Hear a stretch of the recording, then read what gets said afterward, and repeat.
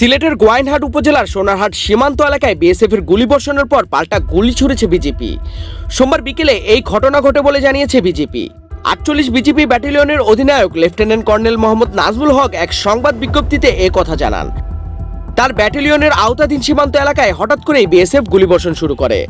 পরিস্থিতি বিবেচনায় বিজেপি তাৎক্ষণিকভাবে জবাব দেয় এবং পাল্টা গুলি ছোড়ে। পরে পরিস্থিতি দ্রুত নিয়ন্ত্রণে আসে। এ ঘটনায় কোনো হতাহতের খবর পাওয়া যায়নি, তবে ঘটনার পর সীমান্ত এলাকায় টহল ও নজরদারি আরও জোরদার করা হয়েছে। বিজেপি তাদের বিজ্ঞপ্তিতে উল্লেখ করেছে, সীমান্তে যে কোনো উস্কানিমূলক বা অনাকাঙ্ক্ষিত ঘটনা মোকাবেলায় তারা সর্বোচ্চ সতর্ক অবস্থানে রয়েছে। জাতীয় সার্বভৌমত্ব ও সীমান্ত নিরাপত্তা রক্ষায় বিজেপি পেশাদারত্ব ও দৃঢ়তার সঙ্গে দায়িত্ব পালন করছে।